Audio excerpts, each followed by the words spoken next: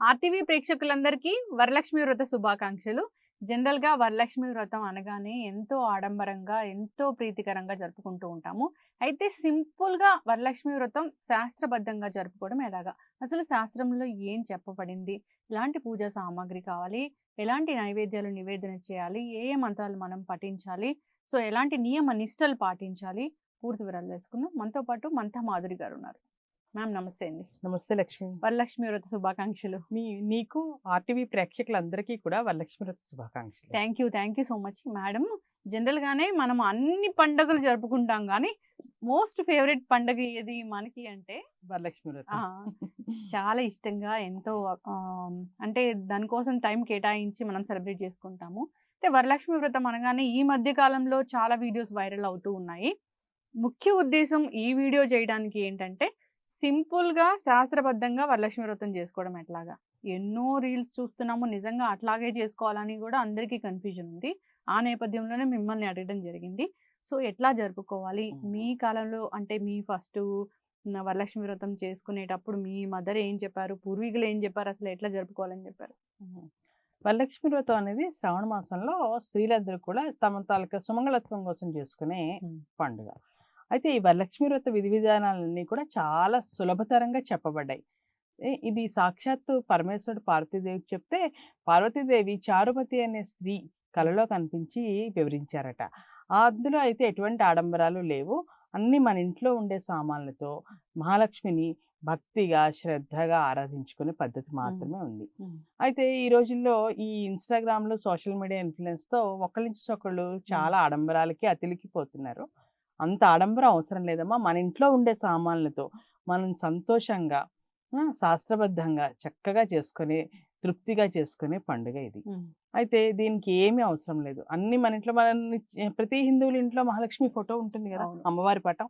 అమ్మవారి పటం ముందుగా ఒక పీఠం ఏర్పాటు చేసుకోవాలి. వీలైతే ఈశాన్యంలో ఏర్పాటు చేసుకోవాలి. లేదంటే తూర్పు దిక్కుగా కూడా పెట్టుకోవచ్చు. ఆ పీఠం మీద ఒక మంచి పట్టు అయితే పట్టు, లేకపోతే ఎరుపు రంగు గాని, పసుపు రంగు గాని మన జాకెట్ బట్టలు ఉంటాయి గదా! రవికెల గుడ్డలు బ్లౌజ్ పీస్ అది పరుచుకోవచ్చు. ఆ తర్వాత అమ్మవారి ఫోటోలు ఉంటాయి గదా! అమ్మవారి ఫోటో పెట్టుకొని పూలమాలతో అలంకరించుకోవడమే. అయిపోయిందా? తర్వాత ఒక పళ్ళెంలో బియ్యం పోసి అందులోని కలశం పెట్టుకోవాలి. ఈ కలశం గాని, ఆ పళ్ళెం గాని వెండిది మాత్రమే అవ్వాలన్న రూల్ అయితే ఏమీ లేదు. వెండి, కంచు, రాగి, ఇత్తడి ఏమీ లేకపోతే మట్టి పాత్రలు కూడా పెట్టుకోవచ్చని చెప్పారు. అలాగే ఈ కలశాన్ని పసుపు కుంకాలతో కొంచెం అలంకరించుకోవాలి. గంధం పెట్టి పసుపు కుంకాలతో అలా అంటే ఇందులో లక్ష్మిని ఆవాహనం చేస్తాం కదా! సో, పసుపు కుంకాలతో అలంకరించుకోవాలన్నమాట. గంధం బొట్టు, ఆ పైన కుంకుమ బొట్టు. ఎందుకంటే కుంకుమ ఊరికనే పెడితే రాలిపోతుంది కదా! సో, అందుకని గంధం పెట్టి కుంకుమ పెడతాం అన్నమాట. అట్లాగే కాస్త పసుపు కూడా పెట్టుకోవాలి. పసుపు కూడా ఒకసారి ఇట్లా తగ్గిస్తే, పసుపు కుంకాలు సుగంధ ద్రవ్యాలు కదా! అంటే సౌభాగ్య ద్రవ్యాలు కదా! సో, అలా పెట్టుకోవాలి. తర్వాత ఇందులో ఒక ముప్పావంతు నీళ్లు పోసుకోవాలి ఈ కలశంలో. నీళ్లు పోసుకొని ఇందులో ఒక పసుపు, మళ్ళీ కుంకుమ, అక్షతలు, ఆ తర్వాత ఒక పువ్వు, ఒక కాయిన్ వేసుకొని పెట్టుకోవాలి. ఇది బియ్యం మధ్యలో పెట్టుకోవాలి. పెట్టుకున్న తర్వాత ఒక కొబ్బరికాయ తీసుకొని ఇట్లా పీచు అంటే మొత్తంగా తీసి ఇట్లా పిలకలాగా ఉన్న కొబ్బరికాయ తీసుకోవాలి. దీనికి పసుపు రాసుకోవాలి. అంటే కలశం మీద కొబ్బరికాయ పెడితే అది పూర్తిగా పూర్ణ కలశం అవుతుంది. ఈ చెప్పుల్లో నీళ్లు పోసుకొని పసుపు కుంకాలు పెట్టుకున్నాం కదా! ఇప్పుడు పసుపు రాసిన ఈ కొబ్బరికాయ పెడితే అది పూర్ణ కలశం అవుతుందన్నమాట. కొబ్బరికాయలు, కలశలు పెట్టుకోవడం పెద్ద ఖర్చుతో కూడుకున్న పనేం కాదు కదా! అన్నీ మన ఇంట్లో ఉండేవే. ఈ ఈ దీనికి కళ్యాణం బొట్టు. ఒకవేళ కళ్యాణం బొట్టు అంటే ఇట్లా పెడతాం, మనం పెళ్లిలో పెడతాం కదా! అట్లా బొట్టు పెట్టాలి. అది రాని వాళ్ళు మామూలు కుంకుమ బొట్టన్నా పెట్టుకోవచ్చు. ప్రత్యేకంగా అది మాత్రమే పెట్టాలని రూల్ అయితే ఏం లేదు. ఆ తర్వాత ఒక బ్లౌజ్ పీస్‌ని తీసుకొని ఇట్లా పెట్టి తర్వాత ఇది చాలా మందికి తెలీదు. అంటే నాకు గూడా రాదు. ఏం లేదు. ఈ బ్లౌజ్ పీస్‌ని ఇట్లా 3గా మడుచుకోవాలి. ఇలా పెద్దగా ఉంటుంది కదా! ఈ బ్లౌజ్ పీసు. దాన్ని ఇట్లా 3గా మడుచుకొని, ఇది అంచు వచ్చింది కాబట్టి అంచు ముందుకు కనిపించేలా పెట్టుకుంటున్నాము. అంచు లేకపోతే ఇది లోపలికన్నా వెళ్ళైనా పెట్టుకోవచ్చు. పెట్టుకొని ఇగో ఇలా మనం చిన్నప్పుడు పకోడీ పొట్లాలు కట్టేవాళ్ళం గుర్తుందా? అలాగనమాట. ట్రయాంగిల్‌గా మర్చుకోవాలి. మర్చుకొని సింపుల్‌గా అయిపోయింది. సింపుల్‌గానే అయిపోతుంది. పెద్ద కష్టమేం కాదు. 1, 2 సార్లు ఒకవేళ ఇది ఊడిపోతుంది అని మీకు ఎవరికైనా అనిపిస్తే వెనకాతల ఒక పిన్ కూడా పెట్టుకోవచ్చు. పెట్టుకొని ఇది ఇట్లా పైన పెట్టేయటమే. అంటే ఈ వస్త్రం అనమాట. ఇది పూర్తిగా పూర్ణ కలశం అయినట్టు. ఓకే. ఈ కలశం అయిన తర్వాత ఈ అమ్మవారికి అలంకారం కదా, పైన ఒక పువ్వు పెడదాం. ఓకే. ఇప్పుడు ఎవరైనా ఇంట్లో ఉండే మన కొత్తవనే కాదు, మన ఇంట్లో ఉండే బంగారం, వెండి, ధనం 3 కూడా మన లక్ష్మీ స్వరూపాలుగా కొలుస్తాం. కాబట్టి ఏమన్నా మెడలో లక్ష్మీదేవికి ఆహారాలు వేసుకోవచ్చు. ఈ కలశాన్ని బంగారు ఆభరణాలతో అలంకరించుకోవచ్చు. ఒకవేళ ఎవరి దగ్గరైనా కొత్త ఆభరణం కనుక ఉంటే అది కూడా వేసుకోవచ్చు. అలానే కంపల్సరీ అయితే ఏమీ కాదు, జస్ట్ అలంకారప్రాయం మాత్రమే. అయిన తర్వాత ఇప్పుడు ఏం చేస్తాము, మొట్టమొదటిగా ముందర ఏం చేయాలి, మనం దీపారాధన చేయాలి. తర్వాత ముందు మనం గణపతి ప్రార్థనతో ప్రారంభిస్తాం కదా, శుక్లాంబరతం. ఆ తర్వాత దీపారాధన చేసుకోవాలి. దీపారాధన చేసుకున్న తర్వాత పెద్ద మంత్రాలు ఏం చదవక్కర్లేదా? ఎక్కువగా అంటే కష్టమైన మంత్రాలు ఏం అవసరం ఉండదమ్మా. ఇప్పుడు మన దీపత్వం అంటే మంత్రం ఉంటుంది. మంత్రం నానేని వాళ్ళు దీపజ్యోతి నమస్తే అనుకుంటే చాలు. లేదు అంటే ఇంకా కొంచెం పద్ధతిగా అంటే ఇంకా శాస్త్రపరంగా చేసుకుంటాము అనుకునే వాళ్ళకి ఈ మన వరలక్ష్మి వ్రతం పుస్తకాలు దొరుకుతాయి. అందులో ఈ పూజా విధానం అంతా ఉంటుంది. ఆ పూజా విధానంలో అవి కఠినతరంగా ఉండవు, చాలా సులభతరమైన మంత్రాలు మాత్రమే ఉంటాయి. దీపారాధన చేసిన తర్వాత దీపం కూడా లక్ష్మీదేవితో సమానం కాబట్టి ఈ దీపారాధన కుందులకు కూడా బొట్టు పెట్టుకుంటాం. పసుపు అంటే గంధము, కుంకుమ సమర్పిస్తాం అన్నమాట.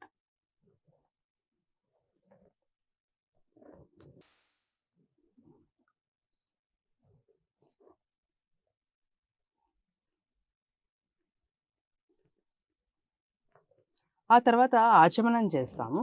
చేసిన తర్వాత మొత్తం దేవతలందరినీ ఆవాహనం చేస్తాం. ఇవంతా కూడా వరలక్ష్మి వ్రత కల్పం అనే పుస్తకాలు ఉంటే దొరుకుతాయి. అది లేని వాళ్ళకి మన యూట్యూబ్లో వరలక్ష్మి పూజా విధానాలు చాలా ఉన్నాయి. అవి ఆన్ చేసుకుని చేసుకోవచ్చు. లేదు అంటే గూగుల్లో పీడిఎఫ్లో కూడా వరలక్ష్మి పూజా విధానం ఉంటుంది. అది చూసి చాలా తెలుగులో చాలా సులభమైన మంత్రాలతోనే ఉంటాయి, అది చేసుకుంటాం. ఆ తర్వాత ఏం చేస్తాము, అవన్నీ ఏంటో సంకల్పం చెప్పుకుంటాం. సంకల్పం ఎందుకు చెప్పుకుంటాం అంటే మన కుటుంబం తాలూకా వరలక్ష్మి వ్రతం అంటే, మహాలక్ష్మి అంటే కేవలం భౌతికంగా కనిపించే ఐశ్వర్యం మాత్రమే కాదు, సంపద, సుఖం, సంతోషం, కుటుంబం తాలూకా అభివృద్ధి, తర్వాత మన శ్రేయస్సు, అన్ని మన తాలూకా సామరస్యం, కుటుంబంలో అందరూ కలహాలు లేకుండా చిన్న పెద్ద అందరూ సామరస్యంగా ఉండాలి, సుఖ సంతోషాలతో ఉండాలి, అందరితో అన్నీ పంచుకునే శక్తి అన్నీ కూడా ఇచ్చేది మహాలక్ష్మి, వరలక్ష్మీదేవి. వరలక్ష్మి అంటే వరాలను ఇచ్చే లక్ష్మి అని. సో ఈ వరలక్ష్మిని ఆరాధించడంలో సంకల్పం కూడా చాలా ముఖ్యం. సంకల్పం చెప్పుకుంటాం. సంకల్పం అయిన తర్వాత మొత్తము కలశంలో ఉన్న నీళ్ళన్నిటినీ కలశ పూజ చేస్తాము. చేసిన తర్వాత కలశ పూజ చేసిన తర్వాత ఇగో ఇట్లాగా వినాయకుడిని, పసుపు వినాయకుడిని చేసుకొని ఒక తమలపాకులో పెట్టి ఆ పసుపు వినాయకుడిని షోడశ నామాలతో గణపతి పూజ చేస్తాం. గణపతి పూజ చేసి ధూపదీప నైవేద్యాలతో ఆరాధిస్తాం. అదైన తర్వాత మళ్ళీ మహాలక్ష్మిని ఇంట్లో ఒక పుష్పము, కొన్ని అక్షింతలు పట్టుకొని శ్రీ మహాలక్ష్మి కలిసి పూజ చేస్తాం అనమాట.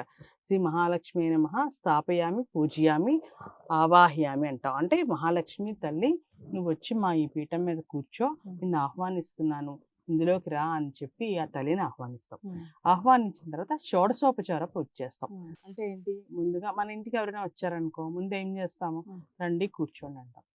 తర్వాత వాళ్ళకి ఏం చేస్తాము, ఇంతకు ముందర రోజుల్లో కాళ్ళు కడుక్కోండి అంటాం, తర్వాత మొహం కడుక్కోండి అంటాం, మంచినీళ్ళు ఇస్తాం, అలా చేస్తాం కదా. అలాగే దేవుడికి ముఖ్యంగా అమ్మవారికి షోడశోపచార పూజలో కూడా అంతే. ముందు పాద్యం అంటాం, తర్వాత హస్తయో అర్ఘ్యం అంటాం, ముఖ్య ఆచమనీయం అంటాం, తర్వాత శుద్ధోదక స్నానం చేయిస్తాం, పంచామృత స్నానం చేయిస్తాం, ముఖ్య ఆచమనీయం అంటాం. ఆ తర్వాత అమ్మవారికి స్నానం అయిన తర్వాత వస్త్రం అంటాం, వస్త్రం తర్వాత యజ్ఞోపవీతం అంటాం, ఉపవీతం అంటాం, శ్రీచందనం ఇస్తాం, అక్షతలు ఇస్తాం, పుష్పాలు ఇస్తాం. ఆ తర్వాత అభాంగ పూజ అని ఉంటుంది. అంటే అమ్మవారి తాలూకా అన్ని అంగాలకి పూజ చేస్తాం. శిరస్సుకి, నేత్రాలకి, తర్వాత హస్తాలకి, భుజాలకి అన్నిటికీ పూజ చేస్తాము. చేసిన తర్వాత అష్టోత్తర శతనామాలు ఉంటాయి. అంటే ఏంటి, 108 నామాలు, రకరకాల పేర్లతో అమ్మవారిని కొలుస్తాం అనమాట. ఆ అమ్మవారిని అలా కొలుస్తూ 108 నామాలు పూజ అయిన తర్వాత ఒకవేళ ఈ 108 రాలేని వాళ్ళు, ఒకవేళ చదవలేకపోయిన వాళ్ళు ఓం శ్రీ మహాలక్ష్మి నమః అనుకోవచ్చు. లేకపోతే ఓం శ్రీ వరలక్ష్మి నమః అని కూడా అనుకోవచ్చు. ఆ పూజ అంతా అయిన తర్వాత తోరగంది అని ఉంటుంది. తోరం అంటే ఏంటంటే ఒక 9 పోగులు దారాన్ని తీసుకొని, తోరం అనేది చాలా చాలా ఇంపార్టెంట్. చాలా ఇంపార్టెంట్ ఈ వరలక్ష్మి వ్రతంలో. ఈ దారంలో ఏంటంటే 9 పోగులు వేస్తాం. కొంతమంది 5 పోగులు కూడా వేస్తారట. కానీ నార్మల్‌గా ఎక్కువ 9 పోగుల పూజ ఉంటుంది. దీనికి 9 ముడులు వేస్తాం. ఇలాంటివి 2 తయారు చేస్తాం అన్నమాట. ఒకటి అమ్మవారికి తోరగంది అంటాం దీన్ని. ఈ తోరగందిని 9 ముడులు వేసి 9 పోగులు తీసి తయారు చేస్తాము ఈ తోరాన్ని. కొంతమంది మధ్యలో పువ్వులు కూడా వేసి కడతారు. పువ్వులు వేసి కట్టినా కట్టకపోయినా అంటే అవి ఊడిపోతూ జారిపోతూ ఉంటాయి కదా.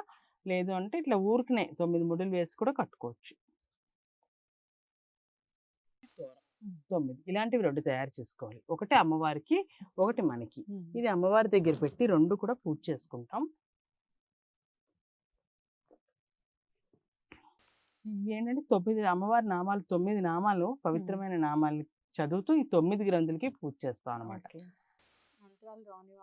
మంత్రాలు రాని వాళ్ళు సింపుల్ గా చేసుకోవాలనుకునే వాళ్ళు, లేదా శాస్త్రపరంగా చేసుకోవాలి, ఆడంబరంగా వద్దు అనుకునే వాళ్ళు, అసలు ఎలా చెప్పారు మన పెద్దలు అని అనుకునే వాళ్ళు ఈ విధంగా చేసుకోవచ్చు. పుస్తకాలు ఉంటాయి. ఒకవేళ పుస్తకాలు చదువుతూ చేసుకునే కష్టం అనుకుంటే యూట్యూబ్ వీడియోలు పెట్టుకోవచ్చు. పుస్తకం బయట దొరకలేదు అనుకుంటే ఎక్కడైనా వేరే ఊర్లలో ఉంటారు కదా, నార్త్ ఇండియాలోనో అమెరికాలోనో ఉండేవాళ్ళు పుస్తకం దొరకకపోతే గూగుల్లో పీడిఎఫ్లు దొరుకుతాయి. ఇవాళ రేపు అన్ని గూగుల్లో దొరికేస్తున్నాయి కదా. అది చూసి కొత్తగా పెళ్ళైన వాళ్ళు, మొదటిసారి చేసుకునే వాళ్ళు అందరూ కూడా ఇవన్నీ చూసి చాలా సులువుగా చేసుకోవచ్చు. కొన్ని అక్కడ యూఎస్‌లో వాటిలో ఇక్కడలాగా అన్ని దొరకడం కష్టం అవ్వచ్చు. ఆ మాత్రం పువ్వులు, కొబ్బరికాయలు దొరుకుతాయి ఇండియన్ స్టోర్‌లో కాబట్టి అవి తెచ్చుకొని సింపుల్‌గా చేసుకోవచ్చు అన్నమాట. దీనికోసం ఎక్కువగా ఎగ్జాటిక్ ఫ్రూట్స్ అనేవి కొనాల్సిన పని లేదు. ఏమీ లేదమ్మా. చాలా సింపుల్‌గా శాస్త్రబద్ధంగా చేసుకోవచ్చు. దీన్ని తోరం అంటారు. ఈ తోర గ్రంథులకి పూజ ఉంటుంది. ఈ పూజ చేసిన తర్వాత ఈ ధూప నైవేద్యాలన్నీ చేసి ఆ తర్వాత ఈ తోరగందికి 9 గ్రంథులు, 9 పోగులు కదా, 9 మంత్రాలతో పూజ చేస్తాము. పూజ చేసిన తర్వాత నైవేద్యాలు కూడా ఎక్కువ 10-15 రకాల నైవేద్యాలు, ఒక 10 రకాల 5 రకాల పండ్లు అని ఏమీ లేదు. మీరు ఏమి చేయగలిగితే, ఎంత సులువుగా చేయగలిగితే ఒకటన్నా పెట్టి చేసుకోవచ్చు. ఆ ఒక్కటి కూడా అమ్మవారికి క్షీరాన్నం అంటే ఇష్టం. అంటే బెల్లం పాయసం. లేదా బెల్లం పాయసం చేతకాని వాళ్ళు, లేకపోతే బెల్లం వేస్తే పాలు విరిగిపోతాయి అనుకునే వాళ్ళు పంచదారతో, చక్కెరతో కూడా పాయసం చేసుకోవచ్చు. ఇలా 1 లేదా 2 రకాల ప్రసాదాలు చేసుకొని, అలాగే 1-2 రకాల పువ్వులు పెట్టుకొని అమ్మవారికి పూజ చేసుకోవచ్చు. ఈ ధూప నైవేద్యాలన్నీ అయిన తర్వాత ఈ తోరగంది పూజ ఉంటుంది. తోరగంది పూజ అయిన తర్వాత ఆ తోరాన్ని ఒకటి అమ్మవారికి సమర్పించి, ఒకటి మనం కట్టుకోవాలి. ఎవరైతే పూజ చేస్తారో వాళ్ళు కట్టుకోవాలి. కట్టుకున్న తర్వాత చేతిలో ఒక అక్షింతలు తీసుకొని చారుమతి కథ ఉంటుంది. అంటే ముందు సాక్షాత్తు పరమేశ్వరుడు పార్వతీదేవికి చెప్తే పార్వతీదేవి చారుమతీదేవి కల్లో కనిపించి వ్రత విధానాన్ని ఉపదేశించిందట. ఆ కథ ప్రకారమే మనం ఇప్పుడు చేసుకుంటూ ఉంటాం. సో ఆ కథ చదువుకొని అక్షింతలు పట్టుకుని కొంచెం అక్షింతలు అమ్మవారి దగ్గర వదిలేసి కొంచెం మన తల మీద వేసుకోవాలి. ఇదంతా అయిన తర్వాత నీళ్ళలో 4 అక్షింతలు వదిలేస్తే సరిపోతుంది. మొత్తం అయిపోయిన తర్వాత అమ్మవారికి ఇలా హారతి ఇచ్చి, మనం అగరబత్తిలతో ధూపం అన్నమాట, తర్వాత దీపం, ఈ 2 సమర్పించితే సరిపోయినట్టే, పూజ అయిపోయినట్టే. పెద్దగా కష్టపడాల్సిన అవసరమే లేదు.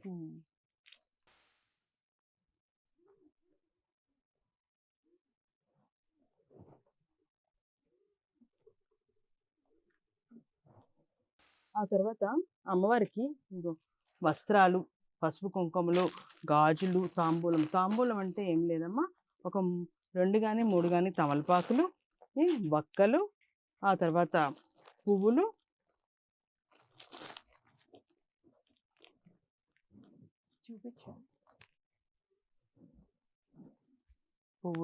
ఆ తర్వాత తాంబూలానికి అరటిపండ్లు, ఇది పెట్టి అమ్మవారికి సమర్పించడం. ఓకేనా? అమ్మవారికి సమర్పించాలి.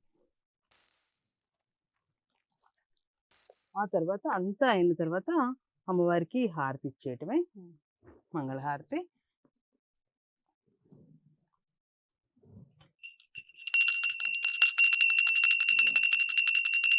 హారతి ఇచ్చేసి ఆ హారతి అయిన తర్వాత కొంచెం నీళ్ళ చుక్క తీసుకొని ఆ తర్వాత అమ్మవారికి హారతి ఇవ్వటం.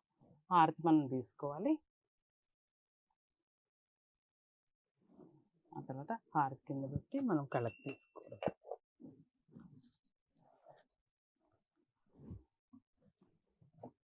మన మనసులో కోరికని నివేదించుకోవడం, శ్రద్ధగా భక్తిగా పూజ చేసుకోవడం ఇంతే.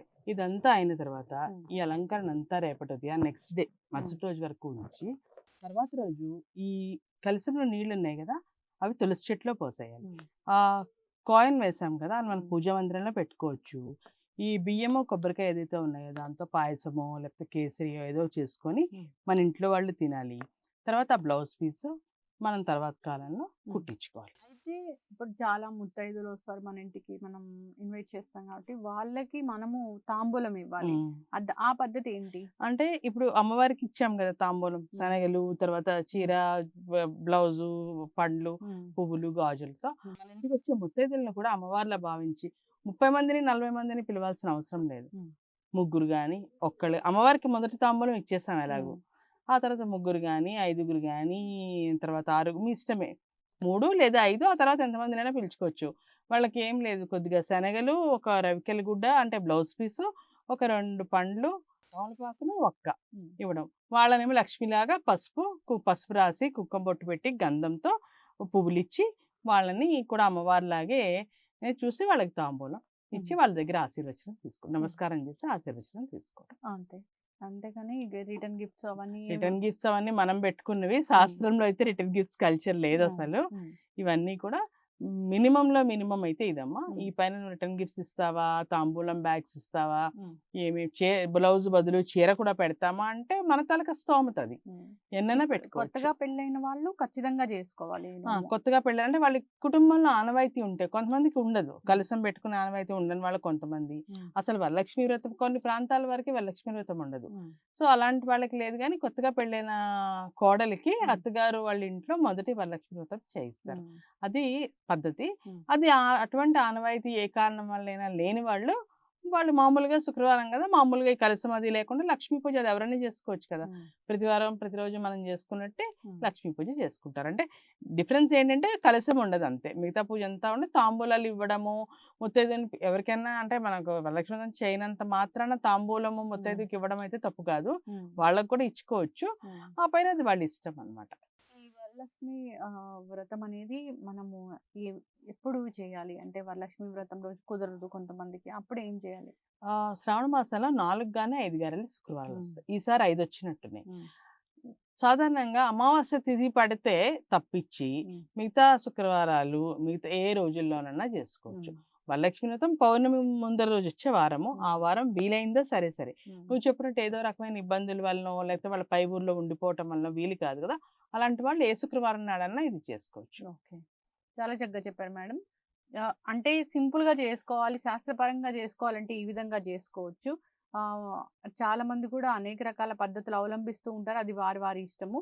కానీ ఏ విధంగా చేసుకోవాలి, మన నెక్స్ట్ జనరేషన్ కి మనం ఖచ్చితమైన మెసేజ్ ఇవ్వాలంటే మాత్రం ఇది పద్ధతి, సింపుల్ విధానమే. దీనికోసం అంటే మనము పంతులు గారిని పిలిచి మనము జరుపుకోవచ్చు, లేదా మనకి స్తోమత పంతులు గారిని పిలిచి అతను కూడా పిలిచి అతనికి దక్షిణ తాంబూలాలు ఇచ్చి ఆ బ్రాహ్మణుడికి చేసుకోవడం చాలా మంచిది. కానీ ఒకవేళ అలా అవకాశం లేని వాళ్ళు, అంత ఎందుకు అనుకునే వాళ్ళు, ఇంట్లో పెద్దవాళ్ళు ఎవరైనా ఉంటారు కదా వాళ్ళు చేయించవచ్చు. లేకపోతే వాళ్ళే క్యాసెట్లు పెట్టుకొని పుస్తకాలు చదువుకొని, వాళ్ళ రేపు ఫోన్లోనే వచ్చేస్తున్నాయి కదా అన్ని, ఫోన్లు పెట్టుకొని కూడా చేసుకోవచ్చు. తప్పేం లేదు. ఈ విధంగా జరుపుకోవాలి. అందరూ కూడా సుఖ సంతోషాలతో ఉండాలని కోరుకున్నాం. వరలక్ష్మి వ్రతం చేస్తేనే మనకి సిరి సంపదలు వస్తాయా అంటే అది మన మనస్తత్వాలు, మన చేసే కర్మల మీద, శ్రద్ధాభక్తులు చేసే కర్మల మీద, మన మంచితనము, గుడ్ హార్ట్ మీద ఆధారపడి ఉంటుంది. చాలా మంది కూడా ఓన్లీ పూజలే చేస్తాము అని అనుకుంటూ ఉంటారు, అట్లా కాదు. పూజ మాత్రమే కాదు, భక్తితో శ్రద్ధతో చేయాలి. అంటే ఇంట్లో పూజ చేసి బయటకు వచ్చి అందరినీ తిడితే ఫలితం ఉండదు కదమ్మా. అందరితో కూడా సామరస్యంగా ఉంటూ, పెద్దవాళ్ళ పట్ల గౌరవంగా ఉంటూ, భగవంతుడిని ఎలా గౌరవిస్తామో అవతల వాళ్ళని కూడా అలాగే గౌరవించాలి. అప్పుడే ఉమ్. అన్ని వస్తాయి. దేవుని పూజ చేసి బయటకు వచ్చి అందరినీ కొడతాను తిడతానంటే కుదరదు కదా. ఉమ్. అలా అన్నమాట. అన్ని ఆన్లైన్ లో తెప్పించుకోవద్దు, బయట వెళ్ళి కొనుక్కుంటే వాళ్ళకి కూడా బిజినెస్ అయినట్లు బిజినెస్ ఉంటుంది. అవుతుంది. చిన్న ఉమ్. చిన్న చిరు వ్యాపారస్తులు వ్యాపారులు. కూడా చిరు వ్యాపారస్తులు కూడా లాభపడతారు. ఉమ్. వాళ్ళకి కాస్త వ్యాపారం జరిగేది ఇలాంటి పండగ రోజుల్లోనే కదా. ఉమ్. సో ఆన్లైన్ మార్కెటింగ్ మానేసి ఉమ్. జెప్టోలు బ్లింకిట్లు కాకుండా మన ఇంటి పక్కన అంటే ఇలాంటి పండగలు వస్తే ఎక్కడ పెడితే అక్కడ అన్ని అమ్ముతూ ఉంటారు కదా. అవును. సో అక్కడికి వెళ్ళి తెచ్చుకుంటే వాళ్ళకి కాస్త చేయూత ఇచ్చిన వాళ్ళం అవుతాం కదా. ఉమ్. మన ఇంటి ఫుడ్ లాగా ఉంటుంది, మనం పెట్టే ఆ, నైవేద్యం మనం చేసే. పెట్టేది ఉమ్. మనం శుచిగా శుభ్రంగా మనం మన చేతితో చేసుకుని ఒకవేళ మనకు చేయడం రాకపోతే ఇంట్లో పెద్దవాళ్ళు ఎవరైనా ఉమ్. చేసి పెట్టడం అంతే తప్ప అవి స్వగృహ ఫుడ్ నుంచి ఉమ్. ఆర్డర్స్ మాత్రం ఇవ్వకండి ఉమ్. దయచేసి. మన ఇంట్లో ఏమి రాకపోతే చెప్పాను కదా, కేవలం పాయసం వరకన్నా ఉమ్. చూసి చేసి పెట్టండి. Yes. చక్కగా చెప్పారు మేడం. మనం ఫోన్ లో విని చేసుకోవాలంటే ఆ విధంగా కూడా చేసుకోవచ్చు, లేదా మీరు చెప్పిన ఈ సింపుల్ విధానంగా కూడా చేసుకోవచ్చు. చేసుకోవచ్చు. తాంబూలం ఎలా ఇవ్వాలి చాలా చక్కగా చెప్పారు. ఉమ్. కలశం ఎలా పెట్టుకోవాలి చాలా మందికి కలశం ఎలా ఉమ్. పెట్టాలి, ఎలా స్థాపన చేయాలి అనేది ఎక్కువగా తెలీదు. తెలీదు. సో అందరు కూడా ఫాలో అవ్వాలని కోరుకుందాం. తోరం ఏం చేయాలి, తోరం ఏ టైంలో మనము ధరించాలి అనేది కూడా చాలా చక్కగా పూజ చెప్పారు. అంతా అయిపోయిన తర్వాత ఉమ్. మరి చెప్తాను. ముఖ్యంగా ఎక్కువగా భర్త ఉంటే భర్త చేత కట్టించుకోవచ్చు. ఉమ్. లేదంటే ఇంకా వేరే వాళ్ళు ఎవరైనా ఉంటారు కదా ఇంట్లో వాళ్ళు చాలా మంది కాసు ఇప్పుడు పెడతారు కదా మేడం. కాసు బంగారం అంటే ఏదో ఒక బంగారం కూడా లక్ష్మీ స్వరూపంగా కాసుకు మెడలో పసుపు తాడుతో అమ్మవారి మెడలో వేసి పూజ అయ్యాక వాళ్ళు తీసి వాళ్ళ మంగళసూత్రాల్లో కట్టుకోవడము, ఉమ్. లేకపోతే అట్లాగనే మెడలో కట్టుకోవడము చేస్తూ ఉంటారు. అది కూడా చేయొచ్చు. చక్కగా చెప్పారు మేడం. అందరూ కూడా ఫాలో అవ్వాలని కోరుకుందాం. మరొకసారి వరలక్ష్మి వ్రత శుభాకాంక్షలు. మీ అందరికీ ధన్యవాదాలు. కూడా నమస్కారం. Thank you.